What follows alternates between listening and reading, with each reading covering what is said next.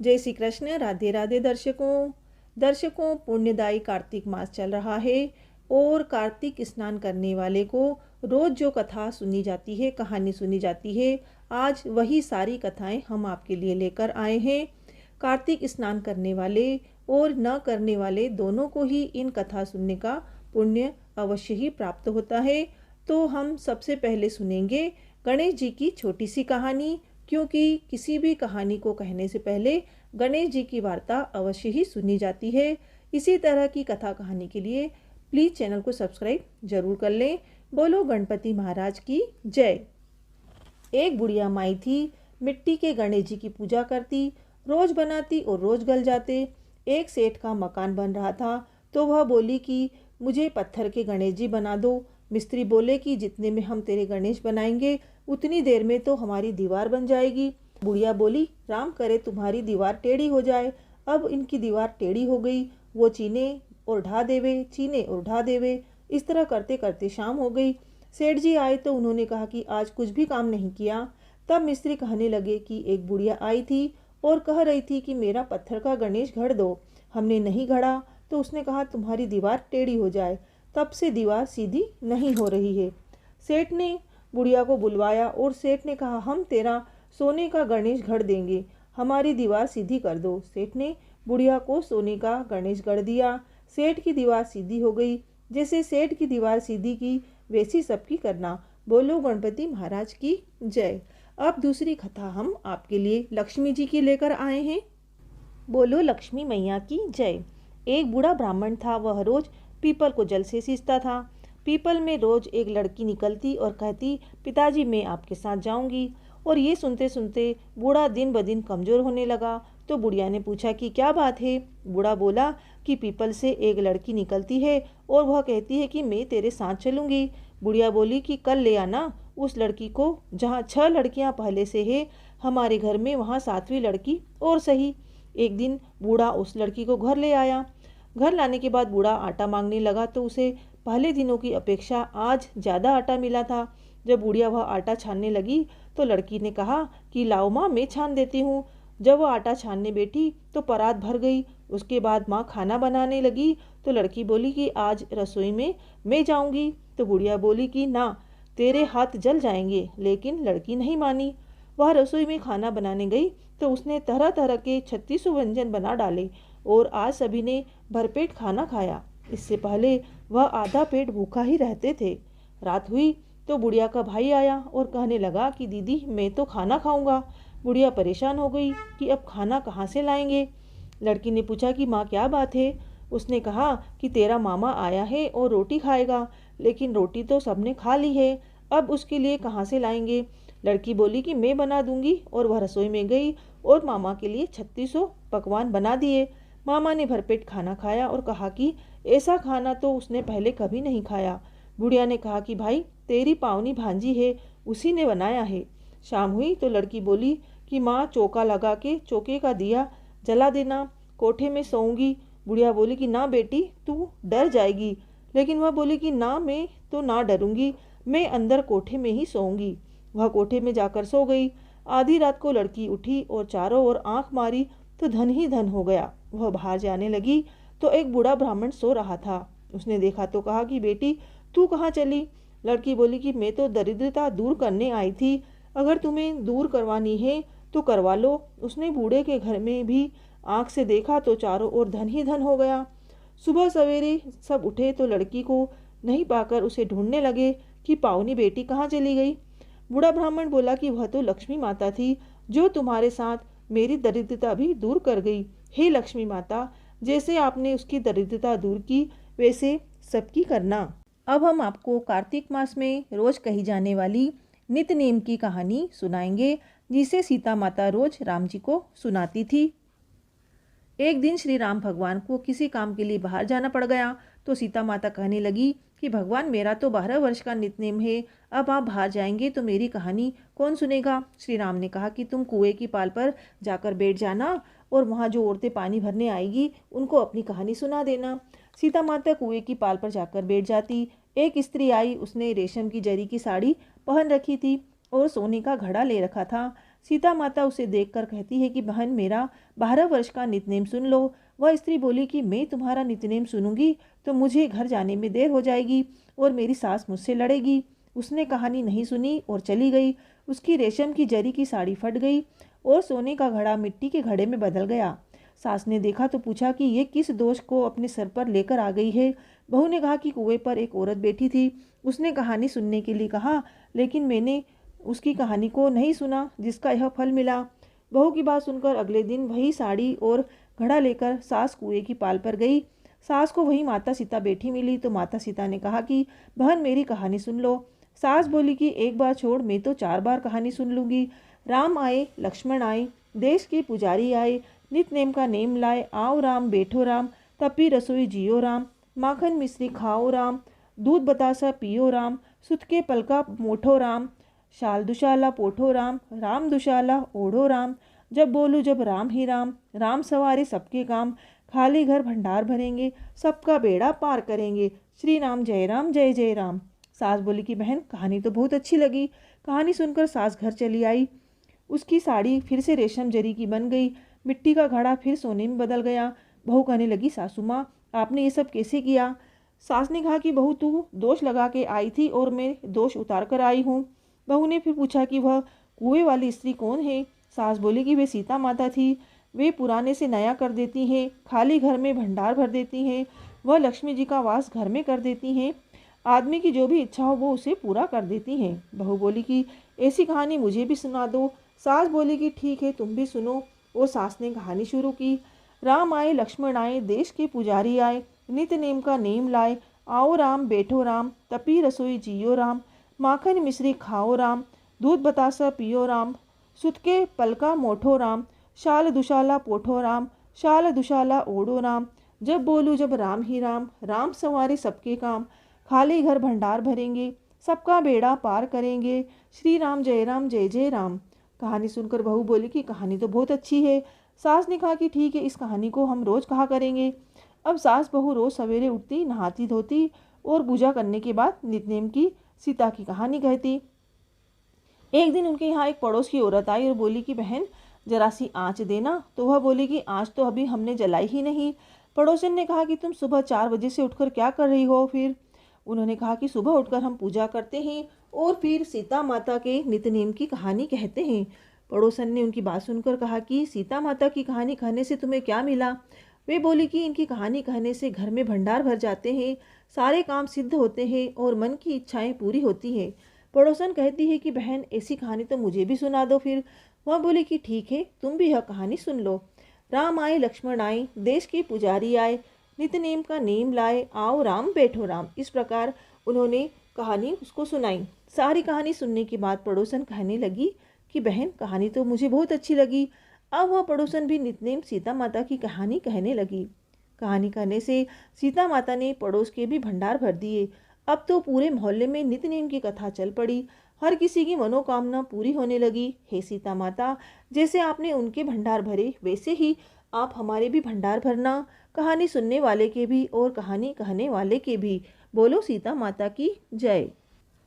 अब हम आपको कार्तिक मास में कही जाने वाली 8 वार नाम की कहानी सुना रहे हैं। किसी गांव में एक माँ बेटा रहते थे और बहू भी साथ रहती थी।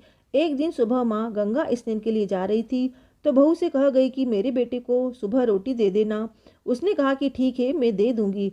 सुबह बेटा उठा तो बोला कि मुझे रोटी दो। यह सुन उसकी पत्नी आई और बोली कि ना तो तुम्हारी माँ यहाँ है और ना रोटी, कुछ कमा कर लाओगे तो ही मैं रोटी दूंगी। वह बोला, भगवान, मैं कमाना नहीं जानता हूँ। बहू नहीं मानी। उसने कहा, अच्छा, तुम 4 रोटी आम के अचार के साथ मैं दे देती हूँ। बहू ने 4 रोटी बनाई और अपने पति को दे दी।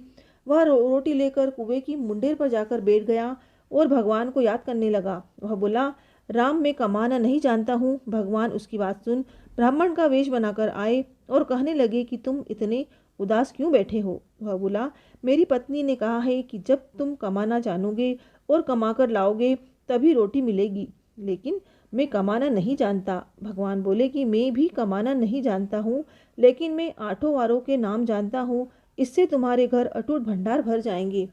भगवान बोले कि तुम चावल के दाने ले लेना और पानी की घंटी लेना, जो बर्तन ढके हुए हैं उनका मुंह खोल देना, जो घर के बर्तन उल्टे पड़े हैं उन्हें सीधा कर देना। भगवान के रूप में ब्राह्मण ने कथा कही और उसने सुनी। रविवार, सोमवार, मंगलवार, बुधवार, गुरुवार, शुक्रवार, शनिवार, 8 वारों का आसरा भरियो पीहर सासरा। इसके बाद उसके घर में अटूट भंडार होते चले गए। घर पहुंचा तो उसकी पत्नी ने पूछा कि क्या लाए हो। उसने कहा कि 8 वारों का नाम लाया हूँ। पत्नी ने सोचा चलो कुछ तो लाया है। पति फिर बोला कि चावल के दाने और पानी की घंटी ला। जो औंधे मुंह पड़े हैं उन्हें सीधा कर, जो ढके हैं उनका मुंह खोल दे। पति ने कही और पत्नी ने सुनी। रविवार, सोमवार, मंगलवार, बुधवार, गुरुवार, शुक्रवार, शनिवार, 8 वारों का आसरा भरियो पीहर सासरा और अटूट भंडार होते चले गए। अपनी पत्नी से उसने एक दिन कहा कि मैं बेटी से मिलने जा रहा हूँ। फटे से कपड़े पहन बेटी के यहाँ गया तो बच्चे बोले कि नाना आए हैं, नाना आए हैं। बेटी बोली कि नाना क्या आए हैं, 2 दिन की मुक्त रोटियां तोड़ने आए हैं। बेचारा सोचने लगा कि गरीबी का सब कहलवा देती है मुख से। पिता ने बेटी से कहा कि बेटी मेरी 8 वार की कहानी सुन ले। बेटी ने जवाब दिया कि पिताजी मेरा झूठा है और पिता भूखा ही सो गया। अगले दिन बेटी को पिता पर तरस आता है तो कहती है कि पिताजी आप अपनी कहानी सुनाओ। पिता बोला कि चावल के दाने ला, पानी की घंटी ला, जो औंधे मुंह पड़े हैं उन्हें सीधा कर और जो ढके हैं उनका मुंह खोल दे। पिता ने कही, बेटी ने सुनी। रविवार, सोमवार, मंगलवार, बुधवार, गुरुवार, शुक्रवार, शनिवार, 8 वारों का आसरा भरियो पीपर सासरा और अटूट भंडार होते चले गए। बेटी टोकरे भर भर कर बांटने लगी। बेटी की पड़ोसिनों ने जब कहा कि तुम तो कहती थी कि तुम्हारा बाप कुछ नहीं लाया है, तो ये इतना सामान जो तुम बांट रही हो ये कहाँ से आया है। बेटी ने जवाब दिया कि मेरे पिता तो खाली हाथ ही आए थे, ये तो 8 वारों की कहानी का फल है। पड़ोसन बोली कि अपने पिता को कहो कि वह हमें भी 8 वार की कहानी सुना दे। पिता ने कहा कि आज तो मेरा मुंह झूठा हो गया है, लेकिन कल मैं कहानी सुना दूंगा। दूसरे दिन पिता ने बेटी की पड़ोसनों को भी 8 वारों की कहानी सुनाई, जिससे उनके घर में भी अटूट भंडार हो गया। जैसे भगवान के वेश में ब्राह्मण की 8 वारों की कहानी से सबके भंडार भर गए, उसी तरह कहानी कहने वाले और सुनने वाले के भी भंडार भर जाएं। बोलो 8 वार की जय। अब हम आपको पीपल पथवारी की कहानी सुनाएंगे। यह कहानी कार्तिक मास में कहीं और सुनी जाती है। स्नान और पूजा करने के पश्चात पीपल पथवारी की कहानी अवश्य ही सुनना चाहिए। एक गुजरी थी, उसने अपनी बहू से कहा कि तू दूध और दही बेच आ। तो वह दूध दही बेचने गई। कार्तिक का महीना था, वहाँ पर सब औरतें पीपल सींचने आती थी, तो वह भी बैठ गई और पूछने लगी कि तुम सब क्या कर रही हो। तो औरतें बोली कि हम तो पीपल पथवारी सींच रही हैं। तो उसने पूछा इससे क्या होता है। औरतों ने जवाब दिया कि इसके करने से अन्न धन मिलता है, वर्षों का बिछड़ा हुआ पति मिलता है। उस गुजरी ने कहा कि तुम तो पानी सींच रही हो, मैं दूध दही से सींचूंगी। उसकी सास रोज कहती कि तू दूध दही बेचकर पैसे लाकर दे। तो उसने कहा जब कार्तिक का महीना पूरा हो जाएगा तब लाकर दूंगी। और कार्तिक का महीना पूरा हो गया। पूनम के दिन गुजरी पीपल पथवारी के पास धरना देकर बैठ गई। पीपल ने पूछा कि तू यहाँ क्यों बैठी है। उसने कहा कि मेरी सास दूध दही के पैसे मांगेगी। तो पीपल ने कहा मेरे पास पैसे नहीं हैं, यह पत्थर, डंडे, पान पत्ते पड़े हैं, वह ले जा और गुल्लक में रख देना। जब सास पूछेगी कि पैसे लाई, तो गुजरी ने कहा कि मैंने पैसे गुल्लक में रखे हैं। तब सास ने गुल्लक खोलकर देखी तो सास देखती रह गई कि उसमें तो हीरे मोती जगमगा रहे हैं, पत्थर, डंडे और सभी पत्तों का धन हो गया है। सास बोली कि बहू इतना पैसा कहाँ से लाई। तो बहू ने जाकर देखा तो वह धन पड़ा हुआ है। तब गुजरी ने कहा कि सासू जी, मैंने 1 महीना दूध दही से पीपल पथवारी सींचा था और मैंने उनसे धन मांगा था, तो उन्होंने मुझे पत्थर, डंडे, पत्ते दिए थे, जो मैंने गुल्लक में रख दिए और वह अब हीरे मोती हो गए हैं। तब सासू ने कहा कि अब की बार मैं भी पथवारी को सींचूंगी। सासू दूध दही तो बेच आती और हांडी धोकर पीपल पथवारी में डाल आती और बहू से कहती कि तू मेरे से पैसे मांग। तो बहू ने कहा कभी बहू भी सास से पैसे मांगती है। तो सास बोली कि तू मेरे से पैसे मांग। तो बहू ने सास से दूध दही के पैसे मांगे। तो सासू जी पीपल पथवारी पर जाकर धरना देकर बैठ गई और डंडे, पत्ते, पान, भाटे उसमें उसे भी दिए और कहा गुल्लक में जाकर रख दे। फिर बहू ने खोलकर देखा तो उसमें कीड़े मकोड़े चल रहे थे। गुजरी ने सास से कहा यह क्या है। तो सास देखकर बोली कि पीपल पथवारी ने तेरे को तो अन्न धन दिया और मुझे कीड़े मकोड़े दिए, तब सब बोले कि बहू तो सत से सींचती थी और सासू जी धन की भूख से सींचती थी, इसलिए हे पथवारी माता, जैसे बहू को दिया वैसा सबको देना और सासू जी को दिया वैसा किसी को मत देना। अब हम सुनेंगे कार्तिक मास में कही जाने वाली कार्तिक की ही कहानी। किसी गांव में एक बुढ़िया रहती थी। उसकी एक पुत्र वधू थी। कार्तिक का महीना आता तो बुढ़िया 12 कोस नहाने जाती, लेकिन उसकी बहू वहीं पतीले में पानी डालकर कहती कि मन चंगा तो कछोटी में गंगा, और गंगा जी उसके लिए वहीं आ जाती। वह उस गंगा में अपना कार्तिक नहान कर लेती। एक बार कार्तिक नहाते हुए सास की नथ बह गई और बहकर वह बहू के नहाने वाले पतीले में आ गई, तो उसने वह उठाकर रख ली। सास घर वापस आई तो उदास थी कि उसकी नथ बह गई है। बहू ने सास को उदास देखकर पूछा कि आप उदास क्यों हैं? सास ने कहा कि मेरी नथ गंगा जी में बह गई है। बहू ने कहा कि अच्छा, वह नथ वह तो मेरे पास है। सास ने पूछा कि वह कैसे तुम्हारे पास है? बहू ने कहा कि सासू जी, आप तो 12 कोस कार्तिक नहाने जाती हो, मैं तो यहीं कठेड़े में पानी डालकर कह देती हूँ कि मन चंगा तो कछोटी में गंगा, और गंगा जी बहकर मेरे पास आ जाती, जिससे मैं स्नान कर लेती हूँ। आज गंगा जी बहकर आई तो उसी में आपकी नथ भी आ गई, जिसे मैंने उठाकर रख दिया। इस कहानी के बाद कहना चाहिए कि जैसे बहू की आई सभी के लिए आए, लेकिन जैसे सास की आई वैसे किसी की न आए। तो ये थी कार्तिक मास की कहानी। अब अगली कहानी हम आपको लपसी और तपसी की कहानी सुनाएंगे।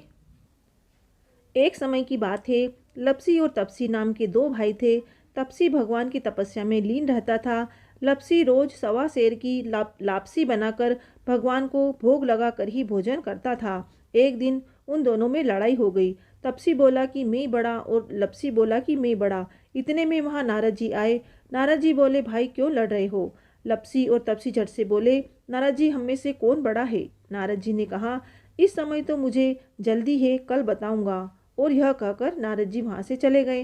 दूसरे दिन जब नारद जी आए तो नारद जी ने एक एक कीमती रत्न जड़ित अंगूठी उनके आगे रख दी। तपसी ने झट अपने घुटने के नीचे अंगूठी छिपा ली और मन में सोचा कि आज लपसी की सारी हेकड़ी निकाल दूंगा, खूब धन मिलेगा, जिससे यज्ञ करूंगा और अपने आप ही बड़ा बन जाऊंगा। लपसी ने रत्न जड़ित अंगूठी देखी और विचार किया कि इसे पास रखूंगा तो कोई आकर गर्दन काट देगा और ले जाएगा। ऐसा विचार करके लपसी ने रत्न जड़ित अंगूठी फेंक दी। नारद जी आए और तपसी से बोले कि तेरे घुटने के नीचे क्या है? तपसी ने घुटना उठाया तो 1.25 करोड़ की अंगूठी निकली। नारद जी बोले कि इतना भजन भाव करके भी तेरे मन में चोरी नहीं गई। तेरे से तो लपसी ही बड़ा है और तुम्हें तुम्हारी तपस्या का कोई फल भी नहीं मिलेगा। तपसी शर्मिंदा होकर माफी मांगने लगा। तपसी बोला कि महाराज, यह आदत कैसे छूटे और पाप कैसे उतरे? तो नारद जी बोले कि कार्तिक महीने में स्त्रियां कार्तिक व्रत रखेंगी, वे अपना पुण्य तुम्हें देंगी, तब यह पाप उतरेगा। तपसी बोला कि मुझे वे अपना फल कैसे देंगी? तो नारद जी ने कहा, कोई गाय और कुत्ते की रोटी नहीं बनाएगा तो फल तुझे मिलेगा। अगर कोई ब्राह्मण को भोजन कराकर दक्षिणा नहीं देगा तो उसका फल तुझे मिलेगा। यदि कोई साड़ी के साथ ब्लाउज नहीं देगा तो फल तुझे मिलेगा। यदि कोई दिए से दिया लगाएगा तो फल तुझे मिलेगा। अगर कोई कभी कहानी सुने लेकिन तुम्हारी कहानी नहीं सुने तो फल तुम्हें मिलेगा। उसी दिन से हर व्रत और कहानी के साथ लपसी और तपसी की कहानी सुनी और कही जाती है। इसी प्रकार से कार्तिक महीने में भी हर कहानी के बाद इस कहानी को पढ़ा और सुना जाता है। अब हम कार्तिक में कही जाने वाली गंगा जमुना की कहानी सुनेंगे। प्राचीन समय में एक गांव था जिसमें 2 बहनें रहा करती थी। एक बहन का नाम गंगा था और दूसरी का नाम जमुना था। एक बार दोनों बहनें एक साहूकार के खेत से गुजर रही थी तो जमुना ने 13 दाने जौ के तोड़ लिए, जिसे देख गंगा बोली कि तुझे तो ग्रहण लग गया, तूने चोरी की है। इस पर जमुना बोली कि अब मेरा ग्रहण कैसे धुलेगा? गंगा ने कहा कि तुझे 12 साल तक साहूकार के यहाँ नौकरी करनी पड़ेगी, तभी तेरा पाप धुलेगा और ग्रहण से मुक्ति मिलेगी। जमुना साहूकार के यहाँ नौकरी के लिए जाती है और अपने लिए काम मांगती है। साहूकार उसे काम पर रख लेता है, लेकिन काम करने से पहले जमुना उसे कहती है कि मैं सारे काम करूंगी लेकिन 4 काम नहीं करूंगी। झूठे बर्तन नहीं मांजूंगी, झाड़ू नहीं लगाऊंगी, बिस्तर नहीं बिछाऊंगी और दिया नहीं जलाऊंगी। 12 साल के बाद कुंभ का मेला लगा तो साहूकारनी भी कुंभ नहाने जाने लगी। जमुना ने उसे जाते देखकर कहा कि कुंभ के मेले में मेरी बहन गंगा मिलेगी तो उसे यह सोने का टका दे देना, इससे वह अपने हाथों से सुंदर चूड़ियाँ पहन लेंगी। साहूकारनी ने कुंभ के मेले में गंगा को वह सोने का टका दे दिया। गंगा ने उनसे वह टका लेते हुए कहा कि मेरी बहन को कहना कि उसके 12 वर्ष पूरे हो गए हैं, अब वह यहाँ वापस आ जाए। साहूकार व साहूकारनी वापस घर आए तब जमुना मटके में पानी भर रही थी। दोनों जमुना से बोले कि हमने सोने का वह टका तेरी बहन गंगा को दे दिया और उसने कहा है कि तेरे 12 वर्ष पूरे हो गए हैं, इसलिए अब तुम वापस आ जाओ। यह समाचार सुनते ही जमुना सहस्त्रधारा में बदल गई और बहने लगी। जमुना जी का यह रूप देखकर साहूकार व साहूकारनी परेशान हो गए कि हमारे घर में जमुना माता ने काम किया, हमें तो अब ग्रहण लग गया, अब यह ग्रहण कैसे उतारेंगे। जमुना भागकर गंगा माता के पास चली गई। गंगा ने जमुना से पूछा कि तुम साहूकार साहूकारनी से कुछ कहकर आई हो या ऐसे ही बिना बताए आ गई। तब जमुना बोली कि मैं तो कुछ भी बताकर नहीं आई हूँ। गंगा ने कहा कि जा उन्हें धीरज दे आ, नहीं तो उन्हें जीवन भर असंतोष ही रहेगा। गंगा के कहने पर जमुना माता ने साहूकार साहूकारनी को सपने में दर्शन दिए और कहा कि तुम दोनों उल्टे माथे क्यों पड़े हो, जाओ उठकर खाओ पियो। तब दोनों बोले कि हम कैसे उठे, हमें तो ग्रहण लगा है, क्योंकि हमने उल्टे सीधे और पता नहीं कितने नीच कार्य आपसे करवाए हैं। तब जमुना बोली कि तुम्हें ग्रहण नहीं लगा है, ग्रहण तो मुझे लगा था कि मैंने तुम्हारे खेत से 13 दाने जौ के चुराए थे। मैं तो अपना ग्रहण उतारने तुम्हारे घर आई थी। मेरा ग्रहण तुम्हारे घर में 12 वर्ष रहने से उतर गया है और मेरी मुक्ति हो गई है। जमुना जी ने कहा कि तुम्हें कोई ग्रहण नहीं लगा है, उल्टे मेरे 12 वर्ष यहाँ रहने से तुम्हारी भी मुक्ति हो गई है। यह सुनकर जमुना जी स्वप्न से चली गई। दोनों उठकर देखते हैं कि उनके घर में पहले से भी अधिक धन हो गया है। हे जमुना माता, जैसा आपने साहूकार व साहूकारनी की मुक्ति कराई, वैसे ही आप अपने सभी भक्तों पर करना। अब हम आपको कार्तिक मास की विशेष कहानी तुलसा जी की कहानी सुना रहे हैं। कार्तिक माह में सभी औरतें तुलसी को जल से सींचती थी। एक बुढ़िया थी जो कार्तिक माह में तुलसी को सींचने जाती थी और जब वह जाती तो तुलसी माता से कहती कि हे तुलसी माता, सत की दाता, मैं तेरा बिरवा सींचती हूँ, मुझे बहू दे, पीले रंग की धोती दे, मीठा ग्रास दे, वैकुंठ में वास दे, अच्छी मौत दे, चंदन का काठ दे, अच्छा राज दे, खाने को दाल भात दे और 11 के दिन कृष्ण का कंधा दे।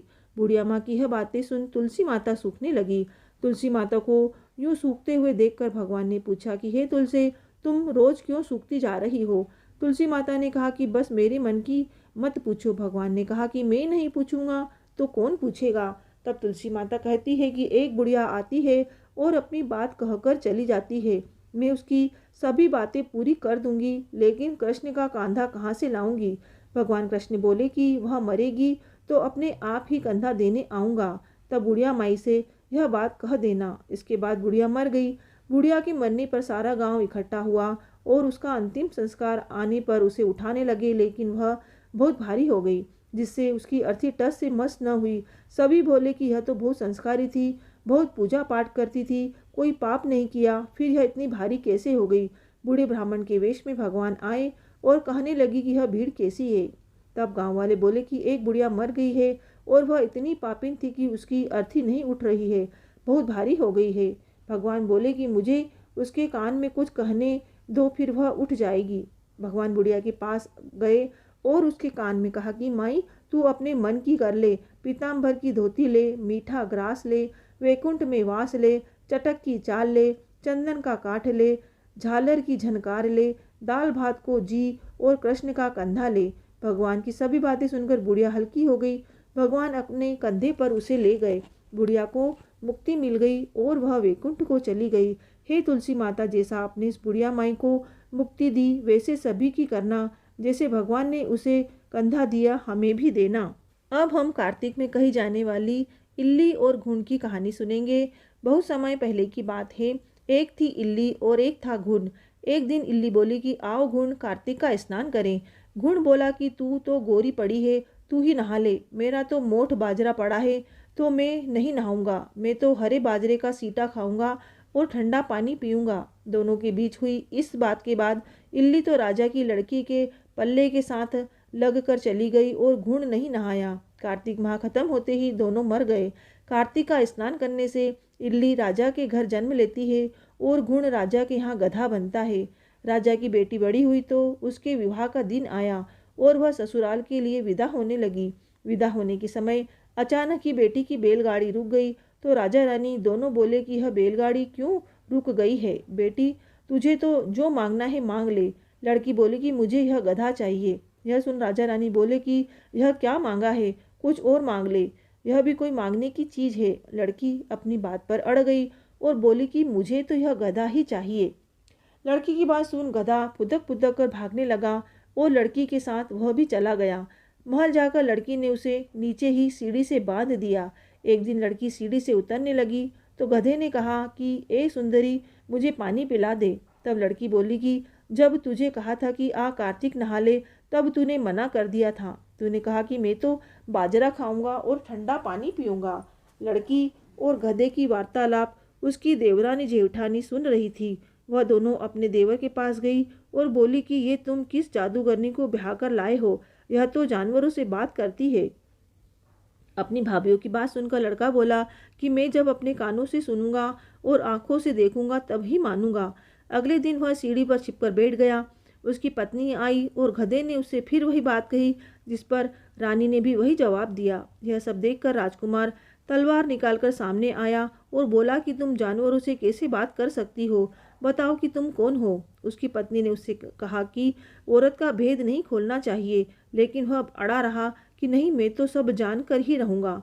राजकुमार की जीत के आगे उसकी पत्नी हार गई और उसने पिछले जन्म की सारी बातें उसे बता दी कि वह इल्ली थी और यह गधा घुण था। इससे मैंने कार्तिक नहाने की बात कही, लेकिन इसने मना कर दिया, जिसके परिणाम स्वरूप यह इस जन्म में गधा बन गया और मैं राजा के पल्ले से लगकर नहाई तो मैं राजकुमारी के रूप में पैदा हुई। इसलिए मैं तो इससे पिछले जन्म की बात कह रही थी। सारी बात सुनकर राजकुमार बोला कि क्या कार्तिक स्नान का इतना पुण्य मिलता है?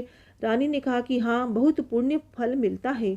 अपनी पत्नी की बातें सुनकर राजकुमार ने कहा कि यदि कार्तिक स्नान का इतना महत्व है तब हम दोनों जोड़े से कार्तिक स्नान करेंगे और दान पुण्य भी करेंगे, ताकि आने वाले समय में हम सुखपूर्वक रह सके। दोनों ने जब जोड़े से स्नान किया तो उनके पास काफ़ी धन हुआ। यह कहानी के बाद सभी को कहना चाहिए कि हे कार्तिक महाराज, जैसा आपने इल्ली को फल दिया वैसा ही सभी को देना, लेकिन घुण जैसा फल किसी को ना देना। अब हम कार्तिक मास में कही जाने वाली विश्राम देवता की कहानी यानी जाटका भाटका की कहानी सुनेंगे। विश्राम देवता किसी गांव में एक भाटका व एक जाटका रहता था। दोनों परम मित्र थे। एक बार जाटका अपनी बहन के घर जाने को तैयार हुआ तो भाटका अपनी ससुराल जाने को तैयार हुआ। दोनों साथ चल पड़े तो रास्ते में रुककर एक तालाब की पाल पर बैठ गए। जाटका ने भाटका से कहा कि नगर बसेरा कर लेते हैं।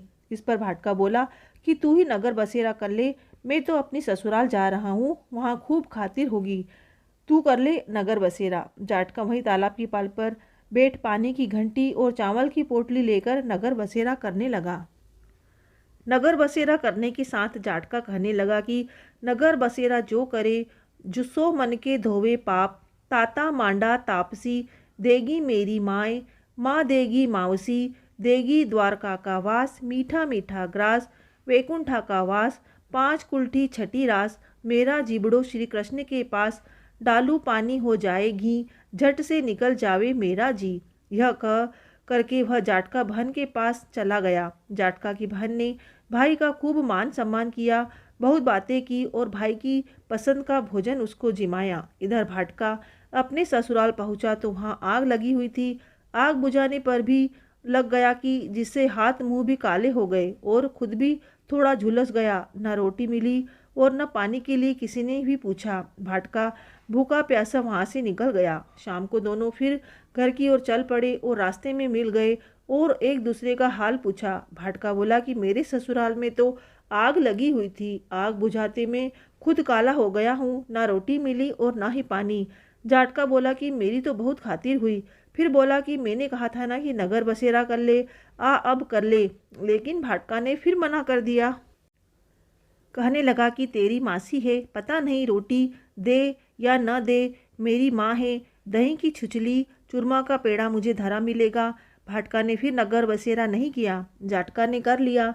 नगर बसेरा जो करे सो मन के धोवे पाप, ताता मांडा तापसी देगी मेरी माए, माँ देगी मौसी, देगी द्वारका का वास, मीठा मीठा ग्रास वैकुंठा का वास, 5 कुल्ठी छठी रास, मेरा जिबड़ो श्री कृष्ण के पास, डालू पानी हो जावे घी, झट से निकल जावे मेरा जी, करके वह चल पड़ा। घर पहुंचते ही जाटका की मासी ने बहुत लाड़ प्यार किया। इधर भाटका घर गया तो उसकी भैंस खो गई थी। बाप एक लाठी रखे तो दूसरी उठाए और कहने लगा कि ससुराल गया तो आग लगा दी और अब यहाँ आया तो भैंस खो दी। बाप ने कहा कि पहले भैंस लेकर आ, तभी रोटी पानी मिलेगी।